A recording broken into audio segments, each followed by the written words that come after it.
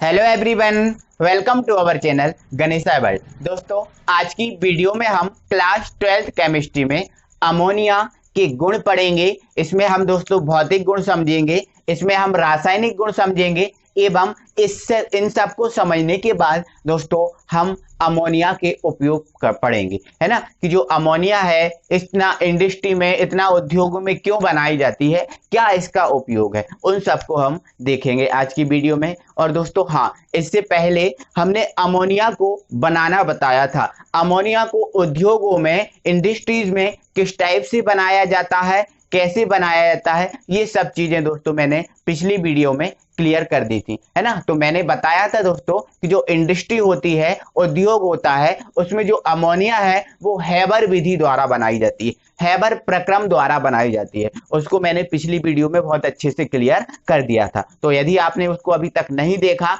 तो वीडियो के डिस्क्रिप्शन में उसका लिंक मिल जाएगा, आप जाकर उसको देख सकते हैं। और हाँ दोस्तों, अभी तक आपने हमारे चैनल गणेशा वर्ल्ड को सब्सक्राइब नहीं किया है तो प्लीज चैनल को सब्सक्राइब करें और बेल आइकन को प्रेस करें, है ना। और वीडियो अच्छा लगे तो बाद में वीडियो को फिर लाइक भी करना, ठीक है। चलो स्टार्ट करते हैं। तो दोस्तों सबसे पहले हम अमोनिया के गुणों की बात करेंगे, है ना। तो अमोनिया के गुणों में सबसे पहले दोस्तों जो अमोनिया है, उस अमोनिया के हम भौतिक गुण देखेंगे कि अमोनिया के जो भौतिक गुण है वो क्या है। तो अमोनिया का फॉर्मूला क्या होता है दोस्तों, NH3, है ना। और दोस्तों ये अमोनिया है वो किसका यौगिक है, आप ये और बता दो। तो दोस्तों जो अमोनिया है वो नाइट्रोजन का यौगिक है। किसका यौगिक है, नाइट्रोजन का यौगिक है। अब बोलोगे सर इसमें नाइट्रोजन है तो हाइड्रोजन भी तो है। तो हाँ भाई, हाइड्रोजन का भी यौगिक है नाइट्रोजन, सॉरी, जो अमोनिया है वो हाइड्रोजन का भी यौगिक है और जो अमोनिया है वो नाइट्रोजन का भी यौगिक है। क्लियर है वो है आपको,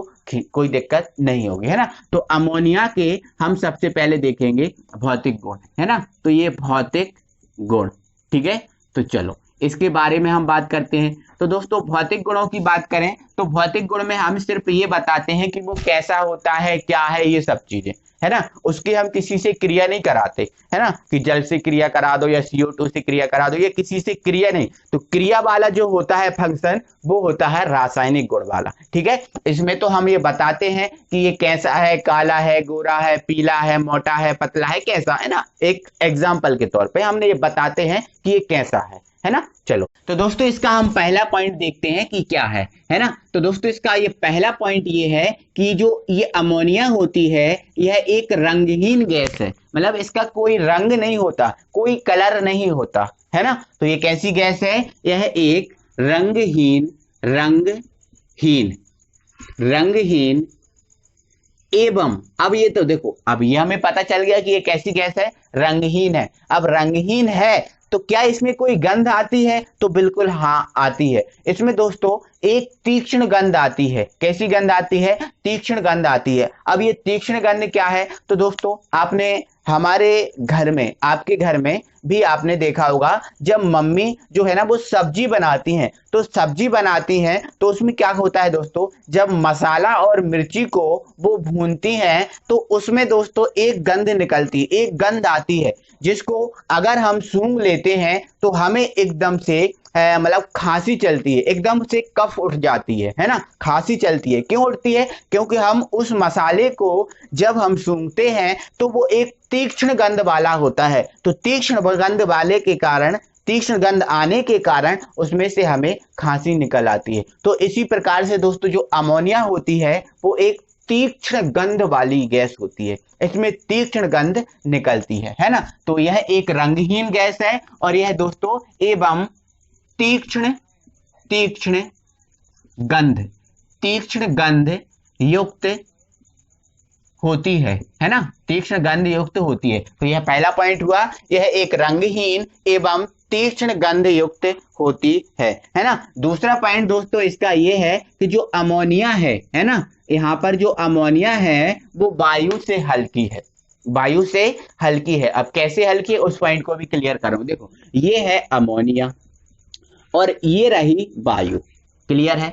अब आपको पता है, सॉरी हाँ, वायु क्या होता है, O2 होता है, ठीक है। अब दोस्तों आपको पता है नाइट्रोजन का जो भार होता है वो कितना होता है, 14 होता है। और हाइड्रोजन का भार कितना होता है? 1 होता है। 3 हाइड्रोजन है तो कितना हुआ? 3। तो 14 और 3 कितना हो गया? 17 हो गया। समझ में आपको आया? ठीक है। अब दोस्तों जो ऑक्सीजन होता है उस ऑक्सीजन का भार कितना होता है? तो दोस्तों एक जो ऑक्सीजन होती है उसका भार होता है 16 और 2 ऑक्सीजन का कितना हो गया? 32। तो देखो इसका भार कितना हुआ? 32 हुआ और इसका भार कितना हुआ? 17 हुआ। तो ये जो अमोनिया है वो ऑक्सीजन से हल्की है, वायु से हल्की है या नहीं? बोलो है? हाँ तो है ना। तो आप क्या लिखोगे? ये है वायु से, यह वायु से हल्की होती है ना। यह वायु से हल्की होती है। कौन? अमोनिया। ठीक है, ये हमारा सेकंड पॉइंट हुआ। अब दोस्तों थर्ड पॉइंट की बात करें तो जो अमोनिया होती है वो जल में विलय हो जाती है। जल में क्या होती है? घुल जाती है। जो वाटर होता है H2O उसमें क्या होती है? मिल जाती है, घुल जाती है। ठीक है, तो यह है जल में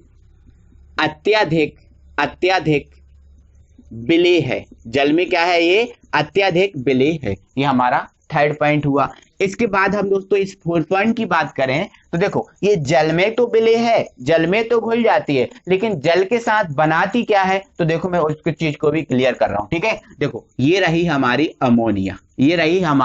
अमोनिया। अगर हम देखो इसको जल में घोलें तो ये जल में तो घुल जाएगी। जल में क्या होगी? ये घुल जाएगी और जल में घुलकर क्या बनाएगी? देखो उसको समझो, है ना। तो देखो इसमें आपको दिख रहा है H2O में कितने H हैं? 2 H हैं। कितने H हैं? 2 H हैं। तो एक H क्या करेगा भाइयों? एक H क्या करेगा? अमोनिया के साथ मिल जाएगा।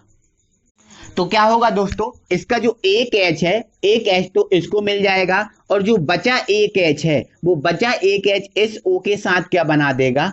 OH। क्या बना देगा? OH। जब एक H इसको मिल जाएगा तो ये क्या बना देगा? NH4। क्या बना देगा? NH4 और ये हो जाएगा OH। तो ये बन जाएगा NH4OH जो क्या होगा? क्षार होगा। क्षार क्यों होगा? क्षार क्यों होगा? क्योंकि देखो आपको पता है जो क्षार होता है वो OH माइनस देता है और जो अम्ल होता है वो क्या देता है? H plus. तो आपको इसमें स्पष्टली दिख रहा है ये OH है। जब ये टूटेगा तो OH माइनस देगा, मतलब ये जब टूटेगा तो क्या बनेगा? NH4 प्लस और OH माइनस। तो देखो इसने OH माइनस दिया, मतलब ये क्या है? क्षार है। और जो H प्लस देता है वो क्या होता है? अम्ल होता है ना। तो क्लियर रहा। तो ये दोस्तों क्या है? जो अमोनिया है जल से क्रिया करके क्या बनाती है? क्षार का निर्माण करती है। किसका निर्माण करती है? क्षार का निर्माण करती है ना। और इस क्षार को हम बोलते हैं अमोनिकल जल। क्या बोलते हैं? अमोनिकल जल, है ना। इस चीज को आप याद रखना। ठीक है, क्लियर है। ये जल में अत्यधिक विलय है और जल में घुल तो जाएगी लेकिन जल के साथ मिलकर क्या बनाएगी? ये क्षार का निर्माण करेगी। ठीक है, तो आपको यही लिखना है कि यह है जल के साथ मिलकर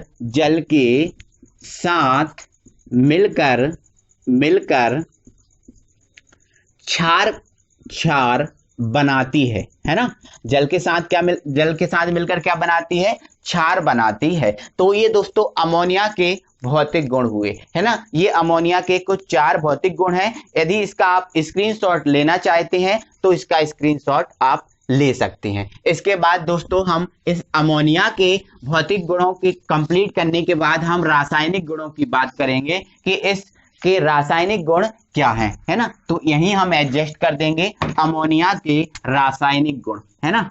रासायनिक गुण, ठीक है। तो दोस्तों आप सभी को पता है जब हम रासायनिक गुण कंप्लीट करते हैं तो रासायनिक गुणों में हम क्या करते हैं? किसी से क्रिया कराते हैं, है ना। तो अब अमोनिया के रासायनिक गुण पढ़ रहे हैं तो अमोनिया की हम किसी से क्रिया कराएंगे, है ना। तो सबसे पहले दोस्तों अमोनिया के रासायनिक गुणों में हम पहला पॉइंट पढ़ेंगे और ये देखेंगे कि जो अमोनिया है उस अमोनिया पर विद्युत का क्या प्रभाव पड़ता है ना। तो पहला हमारा रासायनिक गुण क्या है? विद्युत का प्रभाव। क्लियर है। चलो दोस्तों अब समझो, आप जो अमोनिया है, देखो ये अमोनिया रही, ये क्या रही? अमोनिया है। और इस अमोनिया पे मैं क्या कर रहा हूं दोस्तों? धारा प्रवाहित कर रहा हूं, मतलब विद्युत धारा का प्रवाह कर रहा हूं इस अमोनिया में, है ना। ये मैंने कोई पात्र ले लिया, इस पात्र में मैंने क्या किया, अमोनिया ले लिया और इसमें मैंने क्या किया, धारा को प्रवाहित किया, है ना। धारा, है ना, धारा का प्रभाव, धारा का प्रभाव। तो क्या होगा दोस्तों, जब मैं इसमें धारा का प्रभाव करूंगा तो जो अमोनिया है वो अमोनिया अपने अवयवी आयनों में विभक्त हो जाएगी। मींस इसका ये है कि अमोनिया जिससे बनी है उसमें विभक्त हो जाएगी, है ना। तो दोस्तों आपको पता है जो अमोनिया होती है वो किससे बनती है, नाइट्रोजन से और हाइड्रोजन से। जब नाइट्रोजन और हाइड्रोजन मिलते हैं तो अमोनिया का निर्माण हो जाता है, अमोनिया का निर्माण हो जाएगा। तो जब अमोनिया में हम धारा का प्रवाह करेंगे तो ये अमोनिया जिससे मिलकर बनी है उसी में टूट जाएगी। अब ये किससे मिलकर बनी है, नाइट्रोजन और हाइड्रोजन से। तो ये अमोनिया है जो वो नाइट्रोजन और हाइड्रोजन में विभक्त हो जाएगी। क्लियर है, अब है ना, नाइट्रोजन और हाइड्रोजन H2 में विभक्त हो जाएगी। अब आपका काम क्या है दोस्तों, इसको बैलेंस करना है ना। तो बैलेंस कर दो आप, है ना। तो बैलेंस करेंगे तो देखो यहाँ पर नाइट्रोजन कितने हैं, 2 हैं, तो यहाँ पर हमें नाइट्रोजन कितने करने पड़ेंगे, 2 करने पड़ेंगे, है ना। अब ऐसा किया तो हाइड्रोजन कितना हो गया, 6, 3 दूनी 6, तो इसमें आप 3 का मल्टीप्लाई कर दो तो 3 दूनी 6, है ना। तो ये इसका हो गया विद्युत का प्रभाव, है ना। तो आपको थ्योरी लिखना पड़ेगी, तो थ्योरी में क्या लिखोगे, है ना, अमोनिया में विद्युत का प्रभाव करने पर वह अपने अवयवी अणुओं में विभक्त हो जाती है।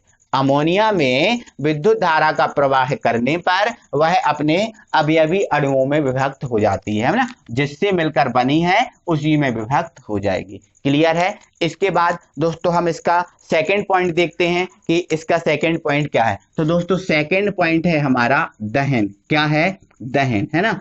यदि हम अमोनिया का दहन कराएं, मतलब अमोनिया को हम जलाएं, तो क्या प्रभाव पड़ेगा उस चीज को समझो, है ना। तो आपको दोस्तों ये एक चीज तो क्लियर है कि हम किसी का भी जब दहन कराते हैं तो हम ऑक्सीजन की उपस्थिति में कराते हैं। बिना ऑक्सीजन के कोई वस्तु, कोई पदार्थ नहीं जल सकता। ये बात आप क्लियर करके रख लेना, बिना ऑक्सीजन के कोई भी पदार्थ नहीं जलता, है ना। तो हमें जो अमोनिया है उसका दहन कराना है। तो ये रही हमारी अमोनिया, है ना। अब इसका दहन कराना है, इसका मतलब क्या है, इसका मतलब ये है कि हमें ऑक्सीजन से क्रिया करानी है। तो इसका हम दहन कराएंगे, मतलब ये ऑक्सीजन से हम क्रिया कराएंगे। तो देखो जब हम इसकी ऑक्सीजन से क्रिया दोस्तों कराएंगे तो हमें क्या प्राप्त होगा, नाइट्रोजन गैस प्राप्त होगी। क्या प्राप्त होगी, नाइट्रोजन गैस प्राप्त होगी। कैसे प्राप्त होगी उसको समझो, है ना। देखो दहन कराएंगे तो क्या होगा, यहाँ पर आप लिख दो दहन, है ना, यहाँ पर आप लिख देना दहन। तो क्या होगा, देखो उस चीज को समझो। जो ऑक्सीजन है, इस ऑक्सीजन, जो ऑक्सीजन आपको दिख रही है, ये ऑक्सीजन क्या करेगी दोस्तों, इस हाइड्रोजन से क्रिया करके क्या बना देगी, H2O बना देगी। इस हाइड्रोजन से क्रिया करके क्या बना देगी, H2O बना देगी। अब बचा कौन भाई साहब, अब बचा हमारे नाइट्रोजन अकेले भैया। जो नाइट्रोजन है वो अकेला बचा। तो नाइट्रोजन अकेला बचा तो ये नाइट्रोजन ये हो गया, है ना। अब ये नाइट्रोजन को हमने ये लिख दिया। तो आप एक चीज बताओ हमें दोस्तों, क्या नाइट्रोजन कभी ऐसा रहता है? आपको तो मैंने पढ़ा के रखा है कि नाइट्रोजन द्विपरमाणुक अणु है। कैसा है, द्विपरमाणुक अणु है। नाइट्रोजन कभी N के रूप में नहीं रहेगा, हमेशा वो N2 के रूप में रहता है। अकेला रहेगा तो किसके रूप में रहेगा, N2 के रूप में रहेगा। क्यों, क्योंकि ये द्विपरमाणुक अणु है ना। तो O ने H के साथ सहयोग किया, क्या बना लिया, H2O। अब क्या बचा, N, और N हमारा किस रूप में आ जाएगा, N2 में, है ना। तो समझ में आपको आया। तो ध्यान रखना, जब हम अमोनिया का दहन कराते हैं तो हमें कौन सी गैस प्राप्त होती है, नाइट्रोजन गैस प्राप्त होती है। कौन सी गैस, नाइट्रोजन गैस प्राप्त होती है। इस चीज को आप याद रखना, है ना। और इसमें जो जल है वो जल हो जाता है बाहर। क्लियर है, चलो, है ना। तो इसकी थ्योरी क्या लिखोगे, अमोनिया का दहन कराने पर नाइट्रोजन गैस प्राप्त होती है। ये इसकी थ्योरी हो जाएगी। अब इसको आपको क्या करना है, बैलेंस करना है ना। तो बैलेंस कीजिए। अब यहाँ पर देखो नाइट्रोजन कितना है, 1 है, और यहाँ पर नाइट्रोजन कितना है,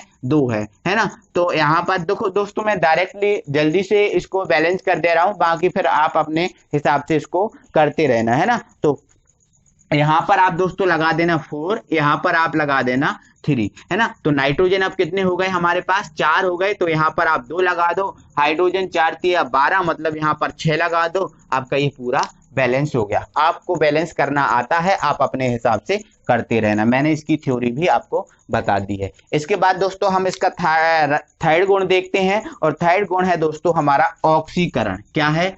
ऑक्सीकरण, है ना, ऑक्सीकरण। एक बात आपके लिए क्लियर कर दे रहा हूं दोस्तों, इन रिएक्शनों को बड़ी आसानी से और बड़ी समझदारी से आप समझें, क्योंकि इन चीजों को आज आप क्लियर कर लोगे तो कल को आप ऑर्गेनिक करोगे तो ऑर्गेनिक में आपको कोई भी दिक्कत नहीं जाने वाली, है ना। तो इन चीजों को आप बहुत अच्छे से समझ लेना, है ना। तो अगला हमारा पॉइंट है ऑक्सीकरण, है ना। अब ये ऑक्सीकरण क्या होता है उस चीज को समझो, है ना। तो दोस्तों ऑक्सीकरण की हमने 11th में कई परिभाषाएं पढ़ी हैं। ऑक्सीकरण की 11th में हमने कई परिभाषाएं पढ़ी हैं, जैसे हाइड्रोजन का निकलना ऑक्सीकरण है, ऑक्सीजन का क्रिया करना ऑक्सीकरण है। तो आज दोस्तों हम जो ऑक्सीकरण है उसकी एक नई परिभाषा को लेके आने वाले हैं। अब ऑक्सीकरण क्या होता है उसको समझो। तो दोस्तों ऑक्सीजन से क्रिया ऑक्सीकरण होता है, ऑक्सीजन से जो क्रिया है वो क्या होता है? ऑक्सीकरण होता है। समझ में आपको आया? या फिर हाइड्रोजन का दान करना ऑक्सीकरण कहलाता है। हाइड्रोजन का दान करना भी ऑक्सीकरण है, और ऑक्सीजन से क्रिया करना भी क्या है? ऑक्सीकरण है। समझ में आपको आया? अब एक चीज में अपचयन की बात और कर रहा हूं। हाइड्रोजन से क्रिया करना अपचयन, हाइड्रोजन से क्रिया करना अपचयन, और ऑक्सीजन का दान करना, ऑक्सीजन का दान करना अपचयन। यहां पर दोनों अपोजिट परिभाषाएं हो गई हैं।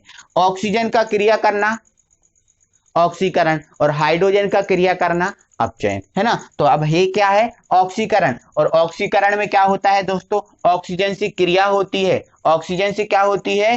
क्रिया होती है। तो यहाँ पर दोस्तों जो अमोनिया है वो ऑक्सीजन से क्रिया करेगी। किससे क्रिया करेगी? जब ऑक्सीजन से क्रिया करेगी तो आपको पता है, आपने देखा है कि आपको क्या प्राप्त होता है? नाइट्रोजन प्राप्त होती है। क्या प्राप्त होती है? नाइट्रोजन प्राप्त होती है। यहाँ पर आपको ये देख रहा है कि जब ये इससे क्रिया करेगा तो क्या बना देगा? H2O, और जब ये बचा N तो N क्या बना लेगा? N2। ये चीज आपको क्लियर हो गई होगी। अब दोस्तों इसके बाद मैं आपको एक चीज और क्लियर करा रहा हूं, उस चीज को आप समझिए, ठीक है। वो क्या है उसको समझो दोस्तों। जब यहाँ पर जो ऑक्सीजन है, यदि ऑक्सीजन की अत्यधिक मात्रा मिलेगी, अत्यधिक, है ना, एक मिनट, अत्यधिक, एक इस चीज को आपको बहुत जरूरी है समझना, है ना। जब अमोनिया को जब अमोनिया को ऑक्सीजन की अत्यधिक मात्रा मिलेगी, अधिक से अधिक मात्रा मिलेगी, तब ये स्थिति उत्पन्न होगी, तब ये बनेगा। लेकिन दोस्तों क्या है? जब अमोनिया को ऑक्सीजन की कम मात्रा प्राप्त होगी, जब अमोनिया को ऑक्सीजन की क्या बोला मैंने? कम मात्रा प्राप्त हो। एक मिनट दोस्तों, सॉरी, ये थोड़ा सा मिस्टेक हो गया। जब अमोनिया को ऑक्सीजन की कम मात्रा मिलेगी, कितनी मात्रा? कम मात्रा मिलेगी, तब ये स्थिति उत्पन्न होगी, है ना।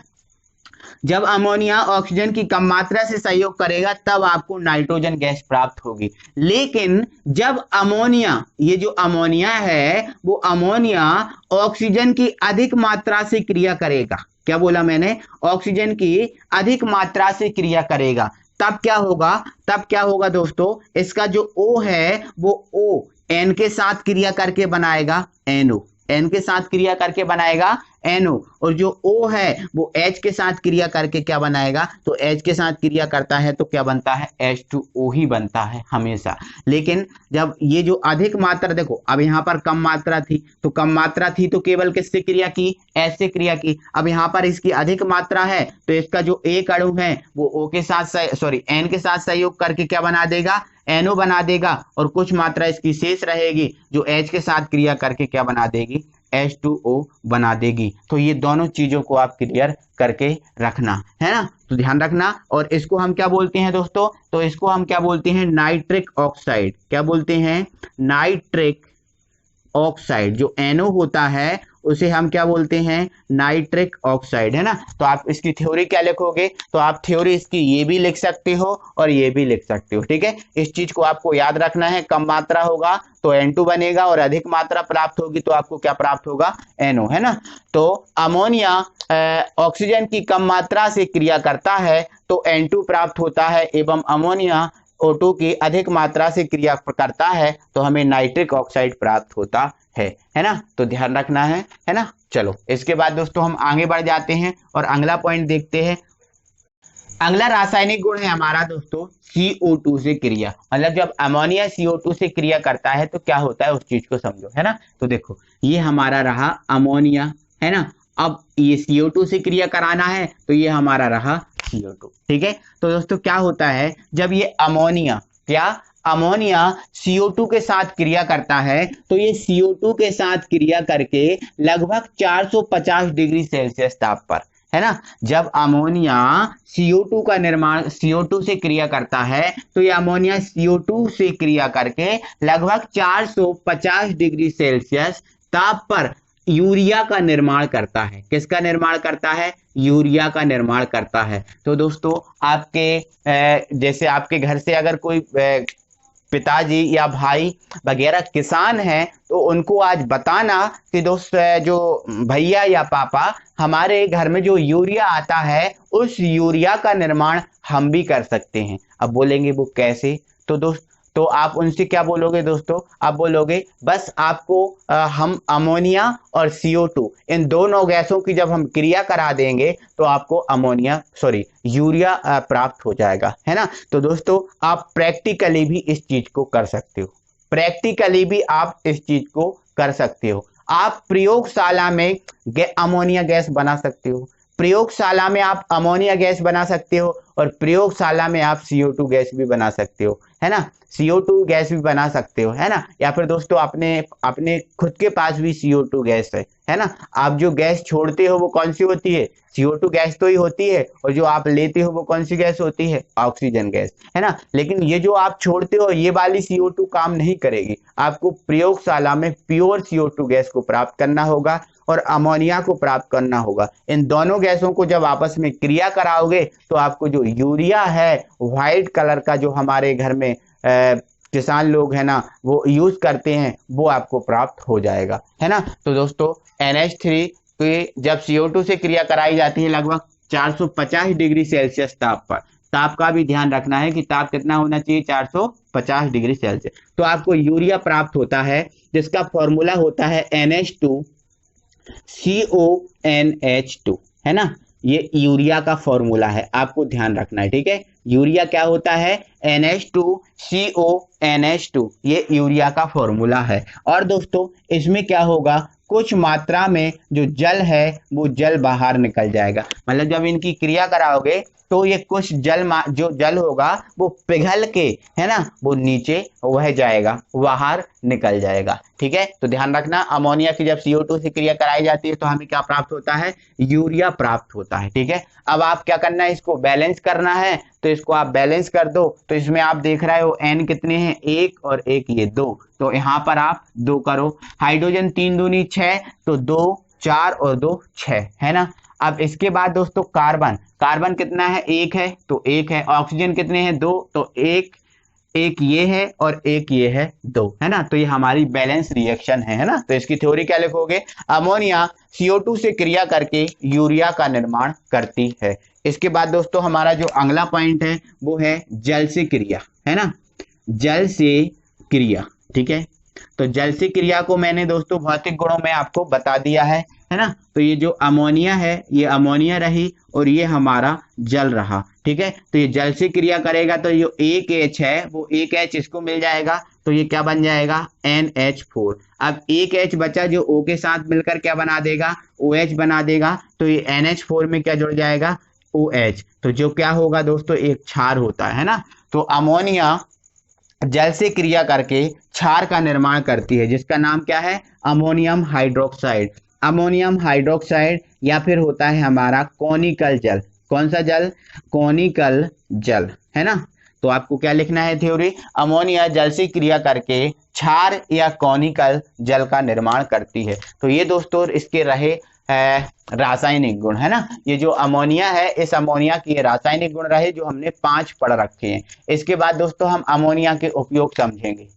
दोस्तों अब हम अमोनिया के उपयोग देखते हैं। तो दोस्तों जो पहला उपयोग है अमोनिया का वो है रेफ्रिजरेटर। मतलब दोस्तों जो फ्रिज वगैरह होते हैं उन फ्रिज में होती है अमोनिया गैस। किसके साथ? आपको पता है दोस्तों, जो फ्रिज होता है उसमें CFC गैस होती है, क्लोरोफ्लोरोकार्बन गैस होती है। किसमें? फ्रिज में। और उस क्लोरोफ्लोरोकार्बन के साथ दोस्तों अमोनिया गैस भी हमारे जो फ्रिज होता है, प्रशीतक होता है, रेफ्रिजरेटर होता है, उसमें ये होती है। अब क्यों होती है? क्यों दोस्तों? कारण इसका हमें पता है कि जो फ्रिज होता है उसमें हम पानी रख देते हैं, वाटर रख देते हैं या फिर कोई भी वस्तु रख देते हैं तो वो ठंडी हो जाती है ना। क्यों होती है? वो कारण किसका है? वो कारण है अमोनिया का, क्योंकि जो अमोनिया गैस है दोस्तों वो ठंडक के लिए यूज की जाती है ना। तो रेफ्रिजरेटर में और बर्फ के कारखानों में जो बर्फ होता है वो ठंडा करने के लिए, ठीक है।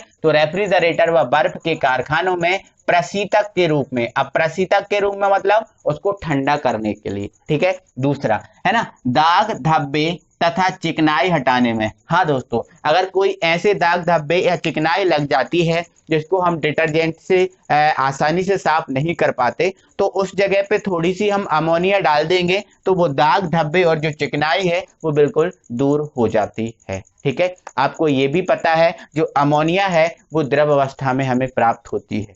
अमोनिया द्रव अवस्था में प्राप्त होती है हमें, ये हमने हाइड्राइड में पढ़ा था। जब हम नाइट्रोजन के हाइड्राइड पढ़ रहे थे तब उसमें हमने देखा था कि जो अमोनिया है वो कैसी है? द्रवित गैस है ना, सॉरी, द्रव भी होती है और गैस अवस्था में होती है ना। तो ये दोनों अवस्थाओं में मिलती है, गैस में भी और द्रव में भी, ठीक है। तो दाग धब्बे और चिकनाई को हटाने में हम इसका यूज करते हैं। इसके बाद दोस्तों जो कृत्रिम रेशम बनता है, कृत्रिम रेशम का जो निर्माण होता है वो कृत्रिम रेशम अमोनिया के थ्रू ही बनता है। अब कैसे? अब अमोनिया के थ्रू बनता है मतलब दोस्तों उसमें अमोनिया हेल्पफुल होता है।